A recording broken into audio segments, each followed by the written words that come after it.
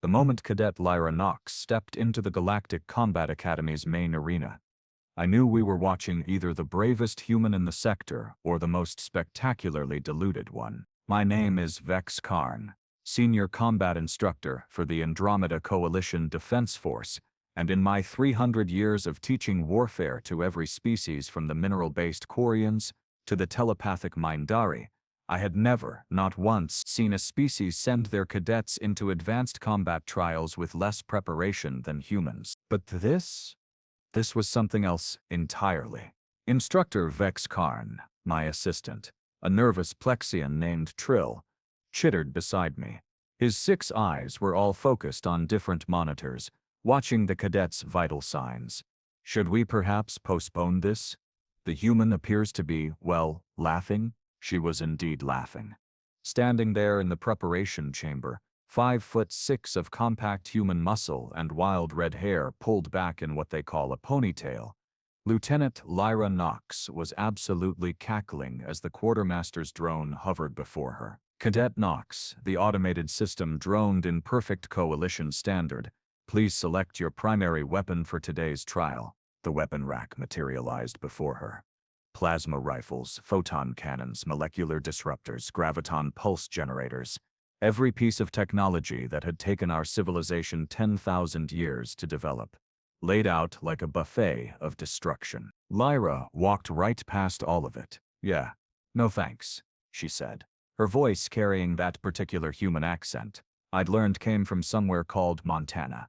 "I'll take that." She pointed at the corner of the room, at the equipment storage, at the practice rack, at the wooden training staff. Cadet Knox, the AI tried again, its programming clearly not equipped for this level of insanity. That is a non-powered melee training implement. It has no energy output, no technological enhancement, and minimal offensive capability against armored opponents. "Perfect," Lyra said, grabbing the stick. She spun it once, twice, then rested it across her shoulders like she was going for a casual stroll. "Let's do this." Trill's eyes were now all pointed at me, which is Plexian body language for extreme concern. "Sir, should we intervene?" The trial opponents are 3 veteran Krazon warriors. They have plasma blades, energy shields, and tactical armor rated for asteroid mining explosions. She has, well, a stick. "I am aware of what she has, Trill." I leaned forward in my observation chair, every scale on my body tingling with anticipation. Let us see what the human does with it. The arena doors opened. The Krazon entered first. Massive, 7-foot-tall reptilian warriors, their scales gleaming purple and black under the arena lights. Each one carried weapons that could cut through a starship hull. Their armor had been certified to withstand direct hits from military-grade plasma cannons. They saw Lyra standing there with her wooden stick, and they did what Krazon do when faced with apparent prey. They laughed. It was a deep, rumbling sound that shook the arena floor. The middle one, a scarred veteran named Thrax, who'd won the last 5 sector championships, actually had to lean on his plasma blade for support. He was laughing so hard. "The humans send us firewood for our victory celebration," Thrax roared. His companions Fruk and Krell howled their agreement. Lyra just stood there, rolling her shoulders, completely relaxed. "You guys done? Because I've got a xenobiology exam at 1400 hours.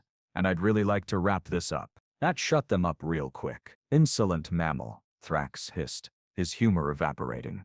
"I will make this quick, as you wish." The trial began. Thrax charged first, which was his signature move.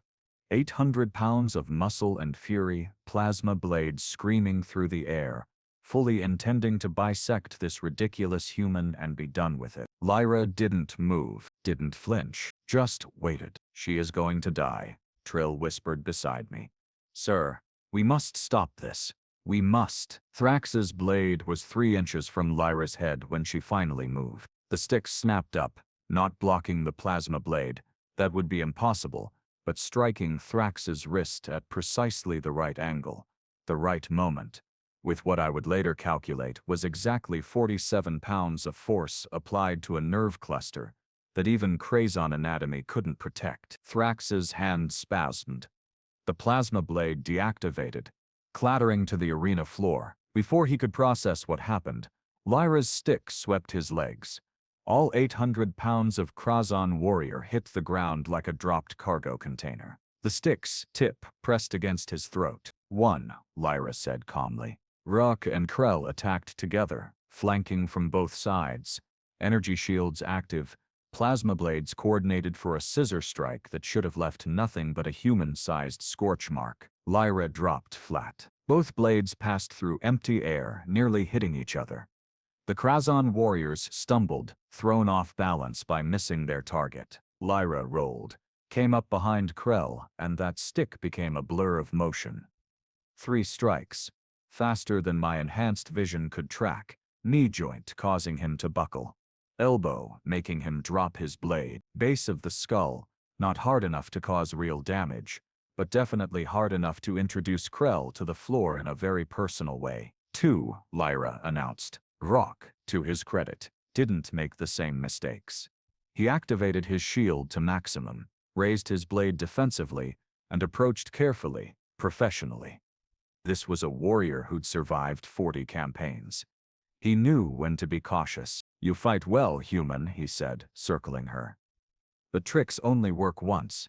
Now you face a true challenge." Lyra grinned. Actually grinned. "Finally, someone who knows what they're doing. I was starting to think you guys were all talk." Rock's eyes narrowed. He feinted left, struck right, a move that had won him 3 commendations. Lyra wasn't there. She was above him. How she jumped that high without enhancement, I still don't fully understand. Human leg muscles are apparently far more explosive than our biology texts suggested. She came down on the other side of his shield, her stick already in motion, striking the power pack on his back. Once, twice, 3 times. Each impact precisely placed. The shield generator sparked, whined, and died. Vrock spun, blade sweeping in a wide arc, but Lyra had already dropped and rolled. She came up inside his guard, and this time, instead of striking, she hooked her stick behind his ankle and pulled while simultaneously pushing his chest with her free hand. Physics did the rest. Vrock toppled backward, his armor clanging against the arena floor.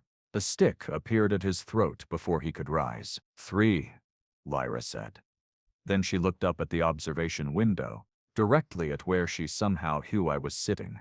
"Is that all? Or do you want to send more?" The arena was silent. 3 Krazon warriors, defeated in under 2 minutes by a human with a piece of wood. Trill's eyes were spinning in different directions, which is how Plexians have nervous breakdowns. That is not possible. The physics, the biology, the tactical analysis, none of it supports what we just witnessed. "No," I said slowly, my mind racing through every combat manual I'd ever studied. "It does not." I activated the communication channel.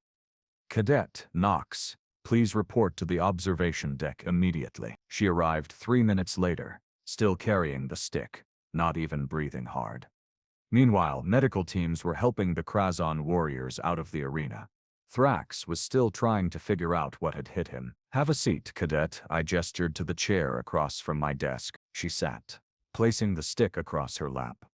Up close, I could see it wasn't even a particularly good stick. Standard training equipment, probably used by 1,000 other cadets. Scratched, slightly worn, completely unremarkable. "I suppose you want an explanation," she said. "That would be appreciated, yes.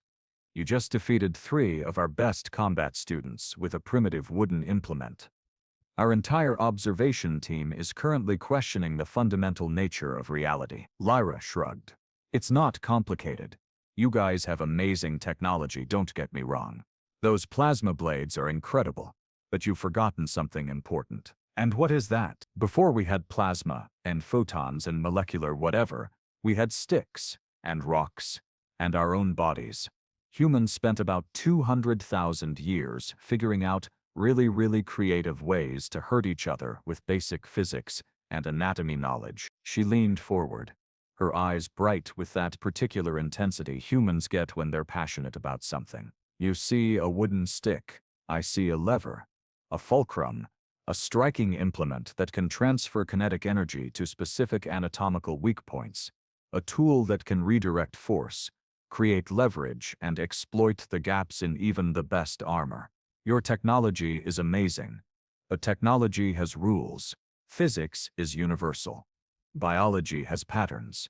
I just used the same principles humans have used since we were living in caves. You study alien anatomy, I said, realization dawning. I study everything. Krazon nerve clusters are located here, here, and here. She tapped points on her own arm.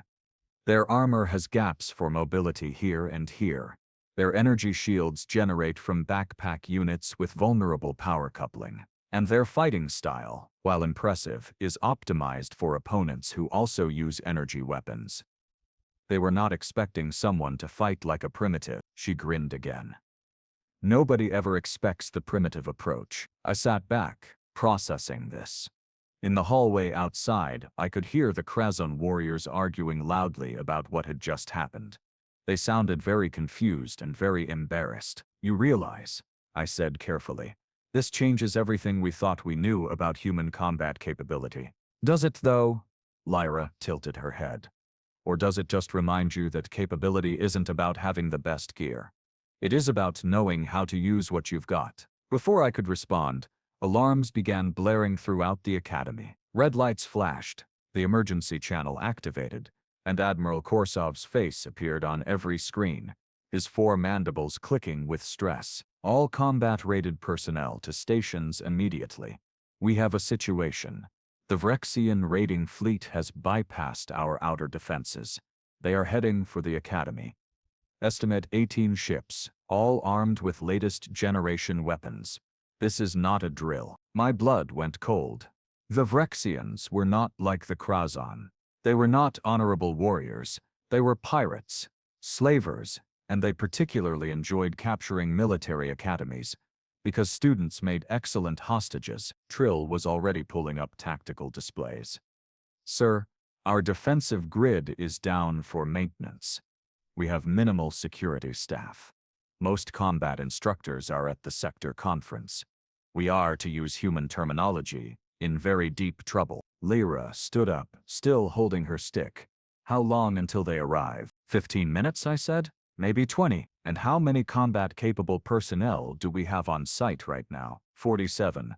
Against 18 warships. Cadet Knox, you should evacuate with the other students. There's a bunker that... Yeah, that's not happening. She was already walking toward the door. Where's your armory? You cannot seriously be suggesting. Instructor Vrexian, she turned back. And for the first time, I saw the complete absence of humor in her face. I just beat 3 of your best warriors with a stick. Imagine what I could do with actual weapons and a bunch of motivated students who are really tired of being told they're not ready for real combat. She had a point, a crazy, reckless, completely insane point. But she had a point. Trill, I said. Sound the academy-wide alert. All cadets to report to main assembly. Combat gear, full loadout. Sir, they are students. They have not completed training. This violates at least 47 regulations, and do it now. As Trill scurried to comply, I looked at Lyra Knox. You think you can organize a defense? I think 18 ships against an academy full of angry students sounds like the Raiders just made a really bad career choice. But I am going to need you to trust me on some stuff that's probably going to seem weird. Cadet, you just defeated 3 Krazon with a piece of wood. I think we are well past weird. She grinned, and for a moment I saw something absolutely terrifying in that very human smile. Good, she said, because we are going to need a lot more sticks. 14 minutes until the Vrexian fleet arrived, and the main assembly hall looked like controlled chaos had a baby with pandemonium and named it Tuesday. 372 cadets from 47 different species, all talking at once, all demanding to know why they'd been pulled from classes, all absolutely certain they were about to die. They weren't entirely wrong about that last part. I stood on the platform next to Lyra Knox, who was still holding that damned wooden stick, and watched Admiral Korsov try to maintain order. He wasn't succeeding. His mandibles were clicking so fast they were practically humming. "Silence!" he roared, his voice amplified through the hall's speakers. I will have order, or so help me, I will expel every one of you. Sir, a Dravian cadet called out, her blue scales shimmering with anxiety. We heard the Vrexians are coming. We heard we're under attack. We heard a lot of things. What you heard is correct, Korsov said grimly. The Vrexian raiding fleet will arrive in 13 minutes. Our defensive grid is offline. Most of our combat staff is off-world. We are evacuating non-essential personnel, but there is not enough time to evacuate everyone. The hall erupted again. Fear has a smell, and it was thick in the air. A mixture of 100 different species panic pheromones. Lyra stepped forward. May I, Admiral? Korsov looked at her, then at me. I nodded. He stepped aside, looking like a man who'd just realized he was completely out of options and was willing to try literally anything. Lyra didn't shout. Didn't yell for attention. She just stood there, waiting, that stick resting casually across her shoulders. The hall gradually quieted. More from curiosity than anything else. Here was this small human cadet, looking coolly relaxed, while everyone else was having various species-specific versions of panic attacks. Okay, she said, her voice carrying clearly through the sudden silence. Here's the situation. T-10 Vrexian warships are about to show up looking to capture this academy. Probably enslave a bunch of you. Definitely ruin everyone's day. We've got minimal defenses, no backup, and about 12 minutes to figure out how not to die. A Keltorian cadet raised one of his 3 arms. That is a very bleak assessment, Cadet Knox. I'm not done yet. Here's the other part. We've also got 372 cadets who've spent the last year learning combat tactics, weapons systems, and strategic thinking. We've got an entire academy full of equipment, and we've got one massive advantage the Vrexians don't know about. What advantage? Someone called out. Lyra grinned. They're expecting a soft target. They're expecting scared students and minimal resistance. They're expecting an easy raid. What they're actually going to get is 372 really pissed off cadets who are tired of being treated like children and are ready to show the universe exactly what we learned in class. The mood in the hall shifted. Not completely, fear was still there. But something else was mixing with it now. Something that looked a lot like anger. You want us to fight, a Mandorian cadet said flatly. Students against warships. I want you to win, Lyra corrected. There's a difference. Fighting is what you do when you don't have a choice. Winning is what you do when you make the right choices. And I'm going to show you exactly how to make those choices. Admiral Korsov stepped forward. Cadet Knox, perhaps you should explain your, qualifications for this. Good point. Lyra raised her voice. About 20 minutes ago, I beat 3 champion Krazon warriors in the combat arena. With this stick. No powers, no tech, just basic physics and knowing where to hit. Instructor Vex Karn, you want to confirm that? All eyes turned to me. I activated my datapad, pulled up the arena footage and projected it on the main screen. The room watched in absolute silence as Lyra took apart 3 of the Academy's best fighters in under 2 minutes. When it finished, a Ythrian cadet in the back whispered, "Holy thermal vents." Now, Lyra continued, I'm not saying you all need to fight with sticks. You got access to actual weapons. What I am saying is that winning isn't about having better equipment than your enemy.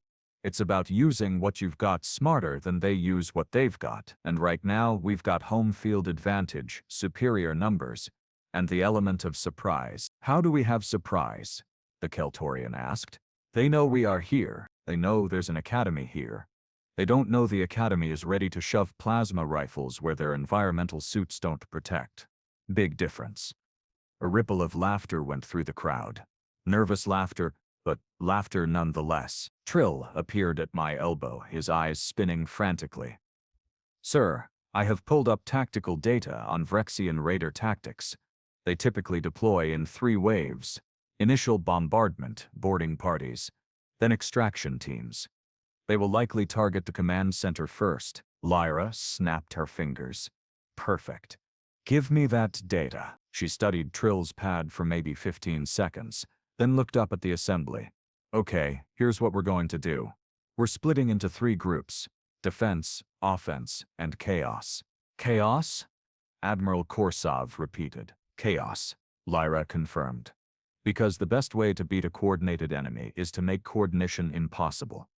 Admiral, I need you to do something that's going to sound absolutely insane. At this point, Cadet, I am prepared for insane. I need you to shut down all Academy automated defenses. The hall erupted again. Korsov's mandibles stopped clicking entirely, which I'd learned meant he was too shocked to process information properly. You want me to what? He finally managed. Shut them down completely. Make the Academy look like it's already been disabled. When the Vrexians scan us, they need to see exactly what they expect to see. A crippled target with no active defenses. That is suicide. No, that's bait.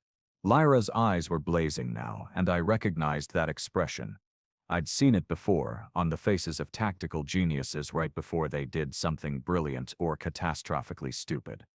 Sometimes both. They're expecting resistance from automated systems.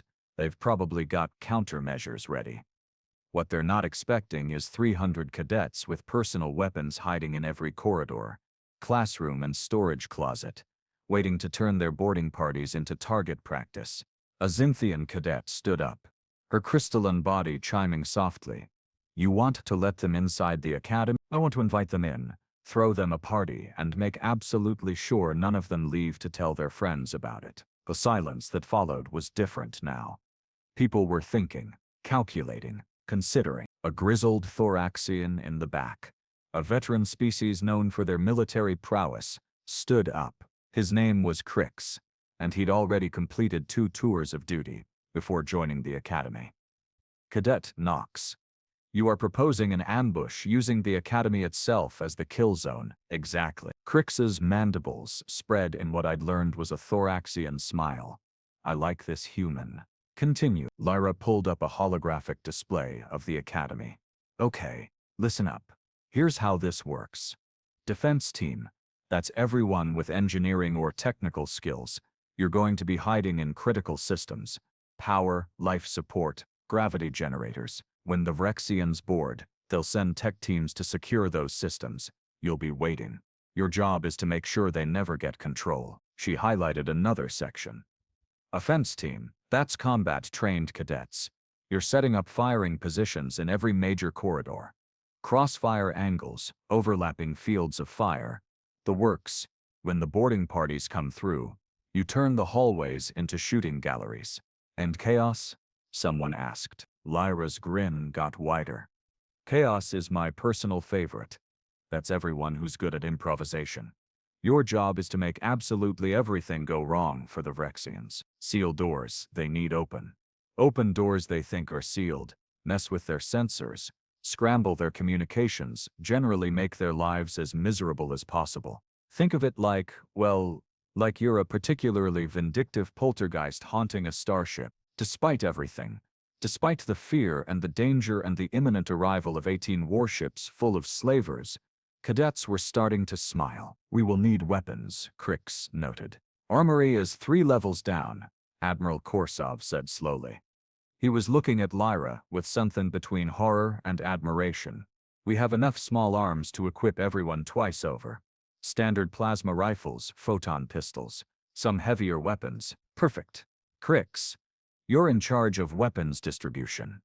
Admiral, I need you and Instructor Vex Karn coordinating communications and making sure everyone knows where they're supposed to be.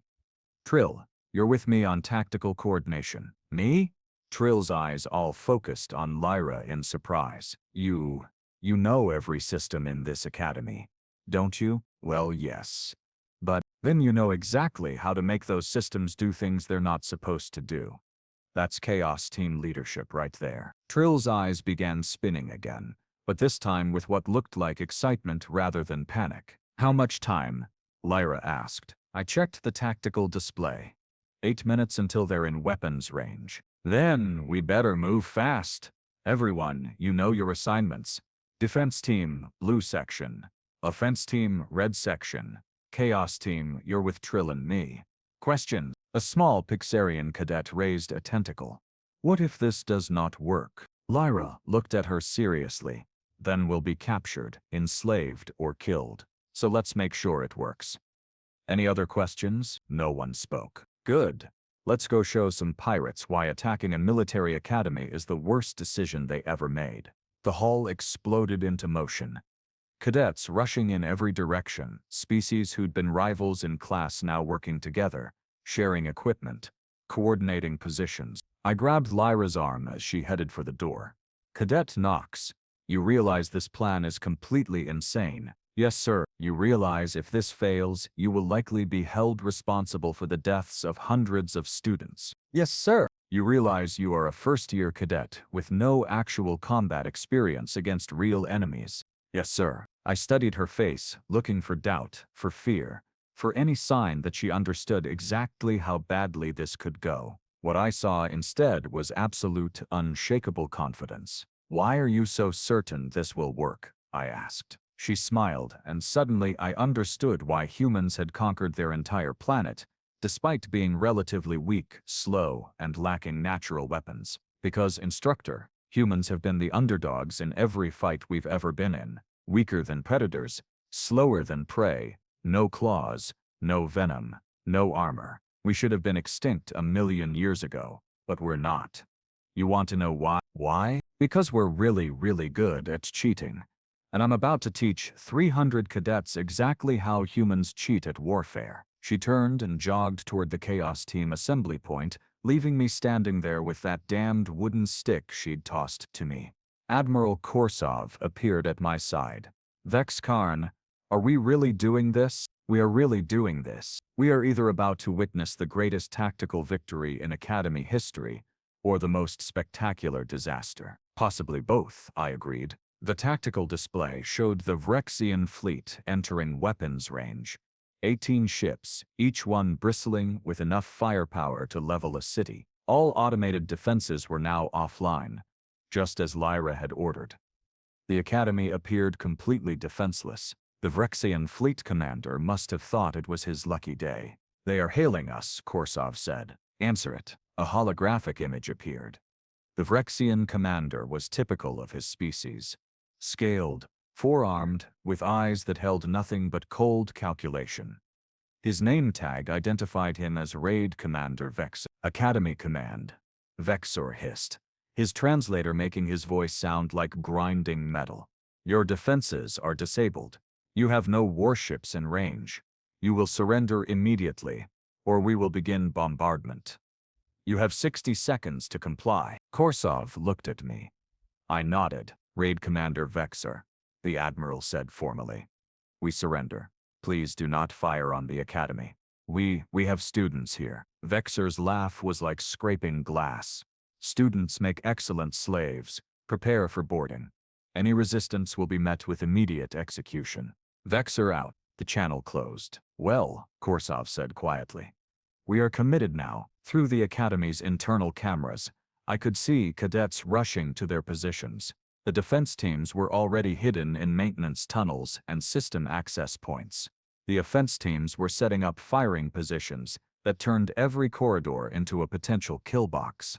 And the Chaos Team, Trill, was leading them through the Academy's network systems, preparing to turn the entire facility into a hostile environment. At the center of it all was Lyra Knox, coordinating everything through a commandeered communication station, that wooden stick leaning against the console beside her. Boarding craft launching, Trill reported through the comm. Estimate 50 troops per craft, Tellbale craft total. 600 Vrexian raiders incoming, against 372 cadets, I said. Poor Vrexians, Lyra's voice came through the channel. They have no idea what's about to hit them. All teams, remember your training. Remember what we practiced. And remember, you're not just students anymore. You're warriors defending your home. Make them regret every single step they take. The boarding craft attached to the Academy hull with heavy clangs that reverberated through the structure. I watched through cameras as airlocks opened. Vrexian raiders poured through, weapons ready, expecting terrified students. What they got was something very different. The first boarding team made it exactly 15 feet into the Academy. Before the ambush hit, plasma fire erupted from 3 different angles. The carefully positioned offense teams had perfect crossfire coverage. The Vrexians never had a chance to return fire effectively. Team 7 reporting. A Mandorian cadet called over the con. East airlock secured. 15 hostiles down, 0 casualties on our side. Team 3 here, Crix's growl came through. North corridor is a kill zone. They are not getting through. More reports flooded in. Every boarding team was hitting prepared ambushes. The Vrexians had superior weapons, better armor, more experience. It didn't matter. They were fighting in corridors they didn't know, against enemies they couldn't see, in an environment that was actively working against them. Chaos team, go, Lyra ordered. Trill's teams went to work. Gravity reversed in sections where Vrexians were advancing, sending them floating helplessly while offense teams picked them off. Doors sealed, cutting boarding parties in half. Communications jammed. Sensors showed false readings. Environmental controls went haywire, filling sections with harmless but terrifying smoke. Their command ship is trying to coordinate, Korsov reported. They are having, difficulties. Difficulties was putting it mildly. The Vrexian tactical network was falling apart. Every team was reporting different situations, asking for backup that couldn't reach them, trying to regroup in an academy that seemed to actively hate them. This is Raid Commander Vexer, his voice screeched over the captured comm channels. All teams, fall back to boarding craft. Repeat, fall back. Oh no you don't, Lyra muttered. Trill, seal the airlocks. Sealing now. The Vrexian raiders tried to retreat and found their escape routes blocked. They were trapped inside the academy, cut off from their ships, surrounded by an enemy that knew every passageway and access point. It stopped being a raid and became a rout. 20 minutes after the first boarding craft attached, the last Vrexian raiders surrendered. 600 attackers, and not a single one made it back to their ships. Casualties on our side. 17 injured, mostly minor. 0 deaths. I stood in the command center, staring at the tactical display, trying to process what had just happened. Sir, Trill said quietly. The Vrexian fleet is withdrawing. They are leaving their boarding parties behind. Hail them, I said. Vexer's face appeared again, but he looked very different now. Scared, angry, confused. Academy command, he snarled. You have violated, you have. This is what happens when you attack a military academy, I interrupted. You have 600 of your troops in our custody. They will be treated according to coalition military law. You, however, will leave this sector immediately, or we will demonstrate exactly what else our students learned in class. You cannot threaten. Watch me. You came here expecting easy prey.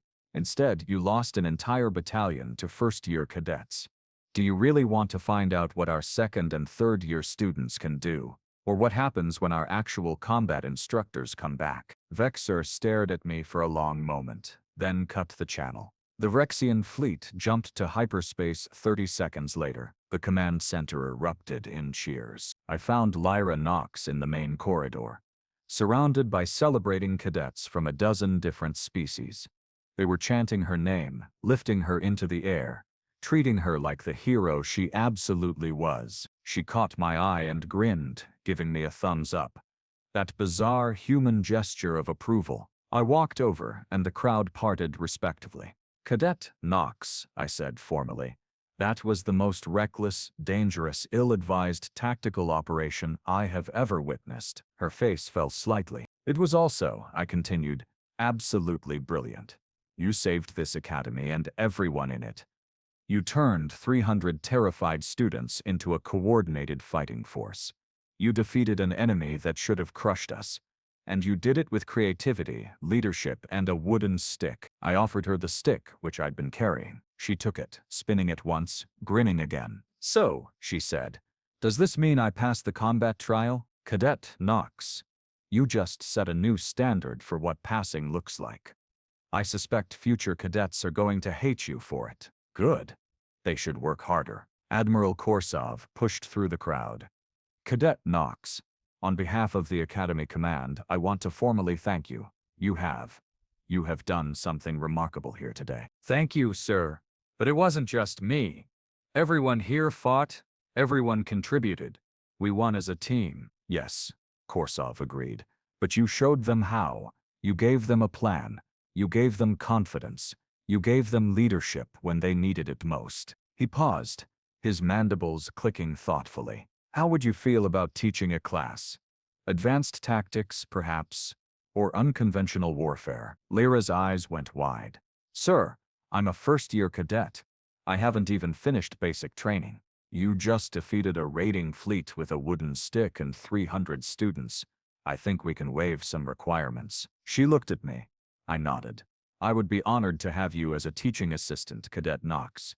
Someone needs to show these students that technology is not everything. Well, Lyra said slowly, that grin spreading across her face again. When you put it that way, how can I refuse? But I have one condition. Name it, Korsov said. Every student in my class has to start by learning to fight with a stick. No powers, no tech, just basic physics and creativity. If they can master that, then we move on to the fancy weapons. I laughed, a deep rumbling sound that surprised everyone, including myself. Agreed, I said. Though I suspect the Krazon warriors are going to have some opinions about that. Speaking of which, Lyra looked around. Where are Thrax and his buddies? I should probably apologize for, the whole embarrassing them thing. They are in the medical bay, Trill reported. Mostly recovering from wounded pride. I'll go talk to them. They fought well once they realized what was happening. That Thrax guy took out 7 Vrexians before medical ordered him to stand down. She started to walk away, then paused and looked back. Instructor Vex Karn, thank you for trusting me. I know it was a crazy plan. Cadet Knox, I said seriously. I am 300 years old. I have fought in 17 wars, trained thousands of warriors, and thought I had seen everything combat had to offer. Today, you taught me something I should have learned centuries ago. What's that? That sometimes the most powerful weapon is not the one with the most technology. It is the one wielded by someone who refuses to accept that they should lose. She smiled, nodded, and headed off to check on the other cadets. That wooden stick still in her hand. I turned to Admiral Korsov. We are going to need to completely rewrite our tactical curriculum. Agreed, we are also going to need to report this to Coalition Command. They will want to know how a human cadet with no combat experience defeated a Vrexian raiding fleet. I suspect, I said slowly. They are going to be very interested in recruiting more humans. I suspect you are correct. As the celebration continued around us, as medical teams tended to the wounded and security teams processed 600 very confused Vrexian prisoners, I looked at that wooden training stick Lyra Knox had carried into battle. Humans, I decided, were either going to be the Coalition's greatest allies, or our most terrifying enemies, possibly both. And I absolutely could not wait to see what they did next.